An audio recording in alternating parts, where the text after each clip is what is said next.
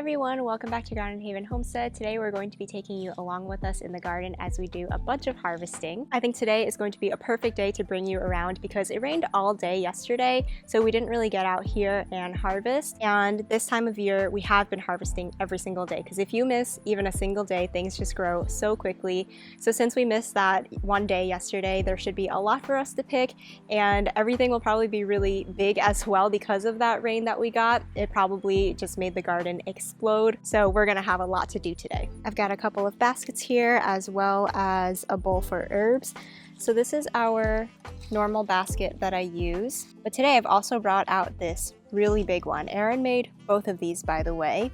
And this one here, the really jumbo one, he made this one first when we first got to this property because I told him I needed a harvesting basket. And after he made it, I think I only used it like a couple of times because I think he overestimated how much food we could grow, especially in those first couple of years. This thing is so huge. I think I could basically fit in it if I wanted to. So I've only used it a couple of times when we've harvested like really big things like winter squash. But otherwise, it's just been like way too big for the amount of food that we've been able to grow. But this year, I think we are getting to the point actually where we do need this really big basket, which is really exciting because that means we are growing more food or we're getting better at growing food.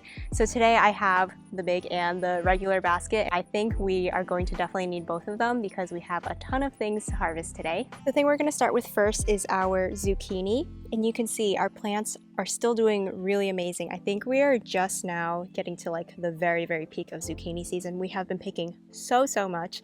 If you saw our last video, I have been preserving a lot of it. And honestly, it's getting kind of hard to pick in here because the plants have grown so big. There's not a lot of space to like walk around these plants. And it's actually probably really good that we have been resting this bed for the year because you can see all of like this winter squash has started vining over this area, so it's kind of nice that it's had a space to do that since we haven't been using this. But you can see how it's just been really spreading. And then we have a melon plant over here that has also been spreading over there. So it's actually pretty hard to get in there, especially because zucchini plants are very spiky, so you really have to wear like long pants and long sleeves. But it's worth it because we've just been getting so much food here. So we're gonna try our best to get in there. It's a little bit like playing Twister. You have to make sure you don't step on any pumpkins or vines. The other day we also found a box turtle in here, so we need to make sure we don't step on him. So yeah, there's a lot of like dodging around to do, but we'll get through it and we're gonna find all the zucchini that's in here.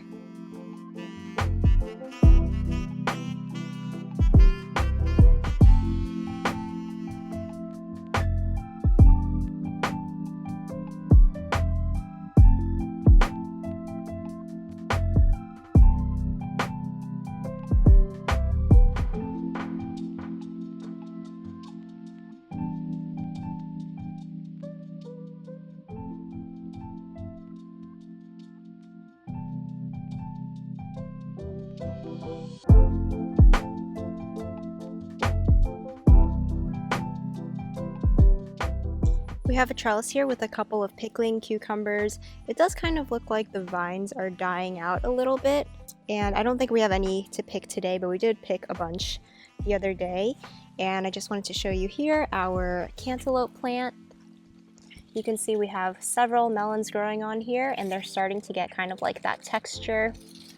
And from what I've read, cantaloupe kind of just slips right off the vine when it's ready, which is really nice because then you don't have to guess about when it's ready, which is a problem I have with honeydew and watermelon. So we've got 1, 2, 3, 4, and then a fifth one down there. So that's pretty cool. This is our first time growing cantaloupe. The next thing I usually like to harvest is our cucumbers back here. In addition to those 2 cucumber plants I just showed you on that trellis, we have a lot more cucumber plants along this cattle panel trellis, and there will definitely be some to pick today. We have a bunch of different kinds. I believe this one is another pickling. I think this one is Chicago pickling. And the one that has been producing the best for us is these Suyolong cucumbers. There was a time when I think I picked like a cucumber a day for a week, and you can see that they are very, very large cucumbers as well. I think I planted 2 plants. Next year I might just do 1 because they just produce so much, and they are very large cucumbers that are not the best for preserving since they're not pickling cucumbers. So you really do have to eat these fresh and just stay on top of all of those fresh cucumbers. But I can see there's one there. This one is probably also ready to pick today. And I also have a marketer cucumber, which you can see here. This is kind of just like another slicing cucumber. So we've been trying to eat as much of the slicing cucumbers fresh as possible so that I can preserve the pickling cucumbers as pickles, since those will stay crisper. Down here we have some of my Asian plants. You can see there is a bitter melon growing here, not quite ready to harvest yet. So I don't think we'll grab any of those today. And then if I turn around, on the other side of the cucumbers, we have our row of tomatoes.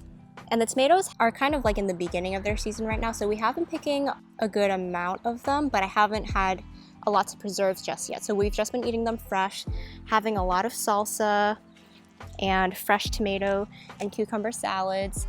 So these ones here are the purple Russians. I'm really surprised by how well these have been producing. And then I have an Italian heirloom here called Principe Borghese. And these are not really my favorite. I know they're not supposed to have the best flavor because they're more of a drying tomato. So I'll have to see this winter after I dehydrate some if I really like them. But other than that, they crack a lot and they just don't have a strong flavor since they're not really supposed to be eaten fresh. But I kind of knew that going in, so we'll see once I preserve them. Then I have some Paul Robeson tomatoes. This one's not quite ready, but this is a really delicious one. These ones do kind of stay green on the shoulders, but the underside should be a little bit darker orange, so this one's not quite ready yet. Actually, here's a Paul Robeson that is ready. You can see how the bottom is like a terracotta kind of color, and the shoulders stay kind of green. And I just kind of like check along the bottom to see if it's starting to get softer to know when it's ready. I probably let my tomatoes ripen to like 90% and then bring them in because I don't want them to split out here. And then we have some sun golds here, which are a classic and a favorite of ours. Every year I do sun golds as our main cherry. I also will try another variety or two.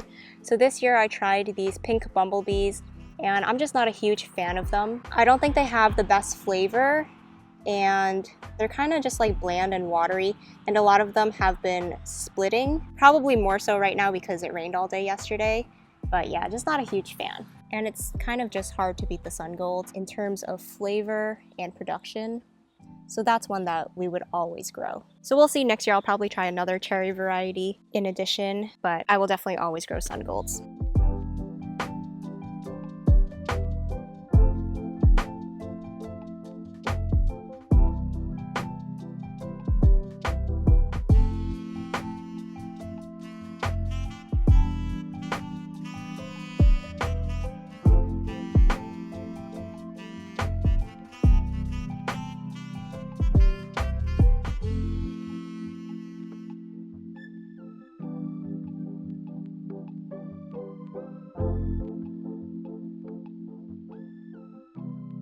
I think today we can also pick the last of our golden beets that are still in here, and I thought it would be good to do that because I've been picking these in a few batches, but I haven't shown any of them in a video, and I think we are ready to pick the last of these. They're all pretty much a good size.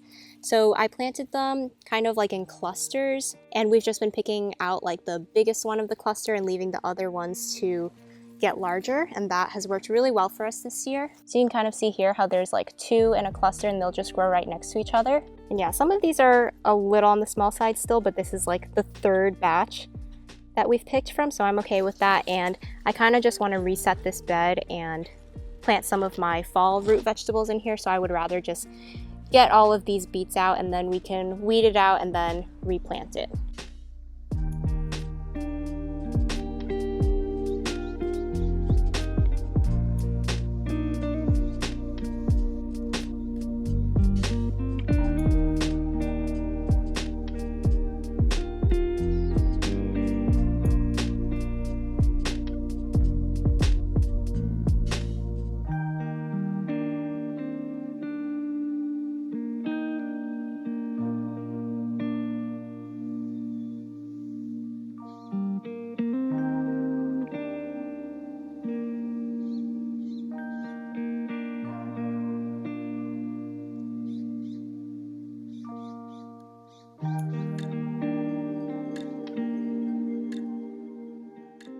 Next, we've got some beans to plant. This is our row of bush beans, and I'm hoping that they didn't get too big because we didn't pick yesterday.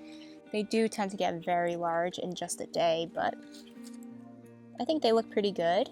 At the end of our bean row, we have these lilies that have just opened up, and they're so beautiful and so fragrant. I really like these white ones. They smell so good.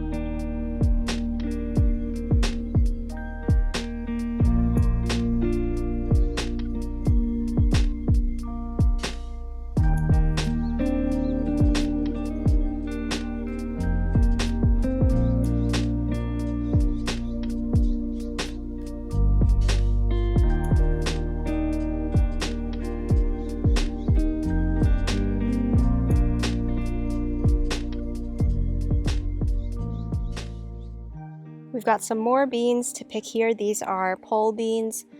This is the rattlesnake pole bean variety. You can see we have some Japanese beetles and some beetle damage up top. But these things, oh my gosh, the production has been crazy.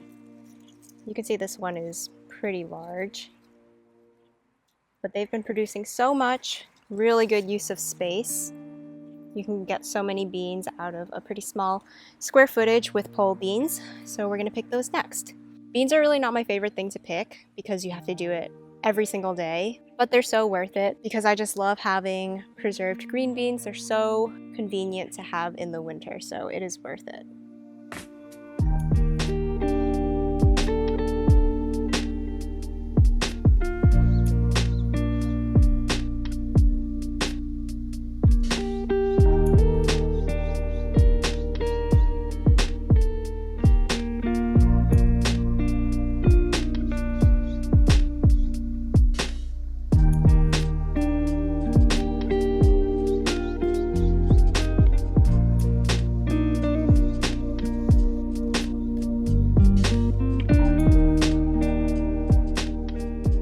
Okay, we have one last type of bean here. These are our yard-long beans, and we have both the red and green varieties, which are both ready now.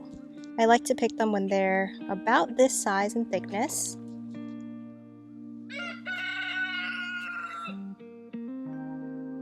These beans are so nice because you don't need very many for a whole meal, just because they are so long.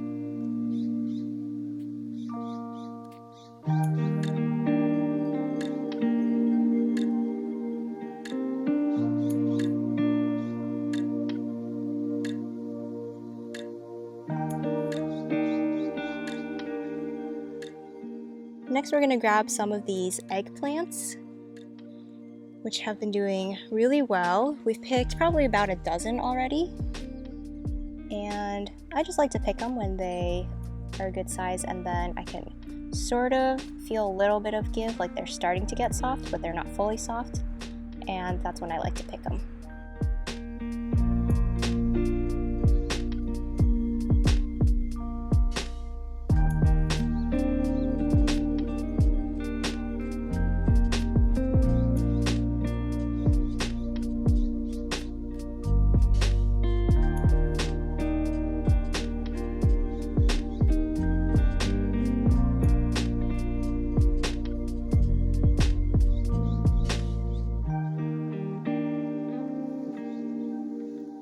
Looks like we have a few of our determinate tomatoes that are ready to harvest.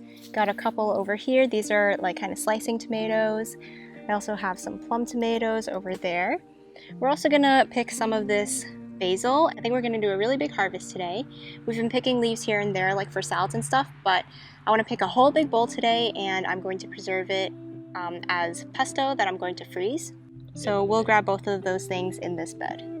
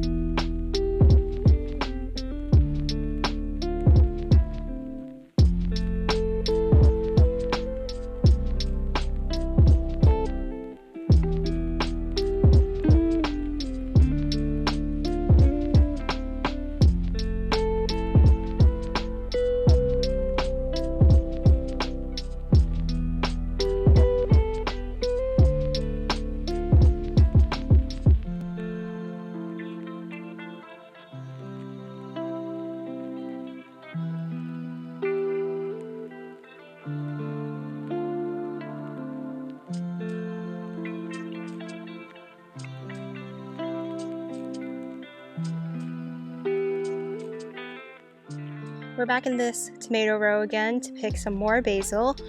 We already pretty much filled up that one bowl that I brought out, so I brought another big bowl, and I figure we're just gonna pick everything we can, and I'll just make twice as much pesto as I was originally planning, because there's a ton of basil out here to pick.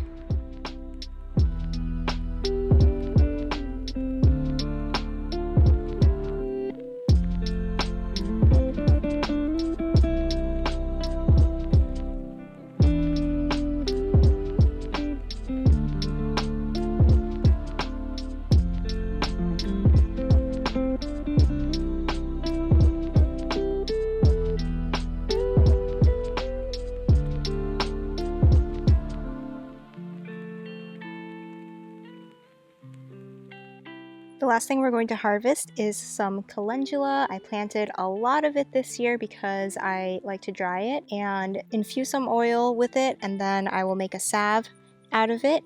And it's one of our most popular products at our Etsy store. So I wanted to make sure I had plenty to go into the winter because I like to use all homegrown calendula. So I have to grow enough throughout the summer to last me all throughout the winter. So we're gonna pick a bunch of that today.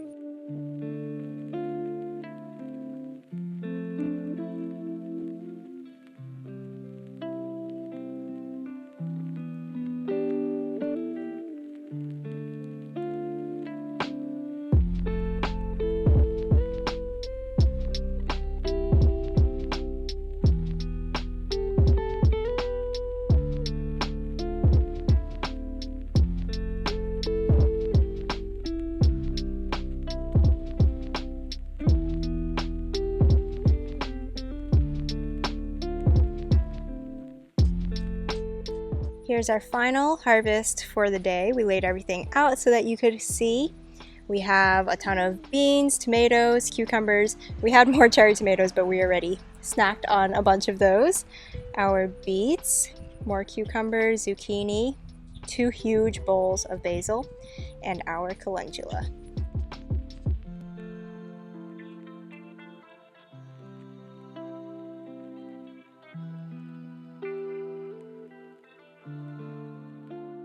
We're so thankful for this wonderful harvest and for everything the garden has provided this year.